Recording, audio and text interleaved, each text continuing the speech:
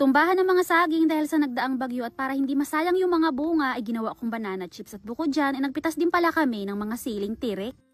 2 araw ang makalipas simula nung dumaan ang bagyo dito sa amin ay umakyat nga kami sa taas ng bundok at napansin nga namin na lahat ng mga saging na hindi namin nabawasan ng dahon ay nagsitumbahan. At kahit nga hindi puno ng saging, basta yung mga malaking puno dito sa amin na makakapal ang mga dahon ay nagsibali naman ang mga sanga. Ang binawasan lang kasi namin ng mga dahon ay yung mga saging na malapit sa kubo kasi mas delikado yon kapag bumagsak sa bubong. At bago ko nga puntahan at silipin dyan yung mga saging na merong bunga ay namitas muna ako ng talong kasi nakita ko na merong mga bunga. Iilang piraso na nga lang dyan yung napitas ko at mukhang mga reject pa. Kaya mamaya bago ko to iluto ay bibitakin ko para matanggal ko yung merong mga sira. Sumama nga sa akin yung pamangkin ko na magtingin ng saging kaya naman ang tagal namin bago nakarating. Halos karamihan sa mga natumba ay yung mga tabi-tabi na katulad nito at kailangan ko pang buksan at buklatin yung mga dahon yan para makita ko kung meron bang mga bunga sa ilalim. Meron din kaming nakuha na mga puso at dito nga sa isang tumpok na to na tabi-tabi ang nakuha ko na bunga ay 2 buwig. Ang hirap pang hanapin ng mga bunga kasi kakulay ng dahon at kung hindi mo bubuklatin hanggang ilalim ay hindi ka agad makikita. Itong una kong nakuha na isang buwig na saging ay medyo maliliit pa yung kanyang butil pero meron na ding laman at kasarapan lang na gawing banana chips. At eto namang pangalawa, hindi ako sigurado kung meron na bang laman at kung wala man laman ay ibibigay na lang namin sa mga baboy. Pagkabalik ko sa kubo, pinili ko kaagad na balatan dyan yung medyo may laman na ng kaunti at yung isang buwig kasi ay parang alanganin pa talaga. Biglaan lang ang paggawa ko ng banana chips na to kaya wala akong dala na yadyada at ang gagamitin ko na lang mamaya na panggayat dito para manipis ay yung peeler. Murang-mura pa ang saging na to kaya kasarapan talaga kung gagawin na banana chips kasi kung magulang ay siguradong matigas kapag ka naluto. Medyo madagta nga lang sa kamay kapag ka nagtrabaho nito pero si mama dati na nagbebenta pa siya ng banana chips ang ginagawa niya para hindi dumikit sa kamay niya yung dagta ay habang binabalatan niya ay nakababad sa tubig. Pero eto naman dagta ng saging ay mas madaling tanggalin kumpara sa dagta ng langka kasi ito kukuskusin mo lang mawawala na yung sa langka ay masyadong madikit. Isang buwig na saging parang nabalatan ko lang dyan ay 3 piling kasi hindi naman sobrang dami yung lulutuin ko ngayon. Basta yung sakto lang na mauubos din namin ngayong araw. Peeler lang pala ang ginamit ko dito kaya sobrang nipis at naglalagay na din ako kanina dyan ng asukal. Nagsalang na nga rin kagad ako dyan ng kawali at naglagay ako ng isang boteng mantika at pagkalagay ko nga ng saging abay na parami kaya yung mantika ko ay lalong kumunti. Pero nung mga sumunod na paunti-unti na lang para mas maganda yung pagkakaluto kasi kapag marami ay nagdidikit-dikit. At eto na nga lahat ng mga naluto ko medyo nadurog lang ng kaunti yung nauna pero yung mga sumunod ay ayos naman na. Ang sarap talaga ng banana chips kapag kamura, malambot yung pagkalutong. Pagkatapos nga niyan, binantayan ko naman yung mga alaga namin na kambing kasi inalpasan namin sa pagkakatali para makakain ng maayos. Pagkaalpas kasi ang mga to, hindi pwede na pabayaan na lang gawa ng kinakain kasi nila pati yung mga tanim namin. At nung mag-aalas 4 naman na ng hapon ay kumuha na ako ng baga para magpaapoy dito sa may kabilang kubo. Pansamantala, habang hindi pa maganda ang panahon ngayon dito sa amin, ay dito muna sila sa luma naming kubo. Kasi yung kubo na ginawa namin sa kanila ay walang dingding. Kaya kapag kaumulan at humangin ng malakas ay madali silang nababasa. At bago nga kami umuwi, nag-ikot muna kami saglit dito sa may mga taniman namin ng gulay. At napansin nga namin na yung tanim namin na siling tirik ay marami na namang mga hinog na bunga. Kumpara noong nakaraang buwan na 500 pesos per kilo, ngayon ay 300 pesos na lang. Pero okay lang kasi mataas pa rin naman yun. At yung siling green naman na panigang ay wala na kami napipitas kasi nagkandamatayan na yung mga puno. Nakahigit 1 kilo din naman kami dyan na napitas at dahil nga wala namang bunga yung mga talong, sitaw at ampalaya kaya umuwi na rin kami. So yun lang naman for today's video. Thank you for watching!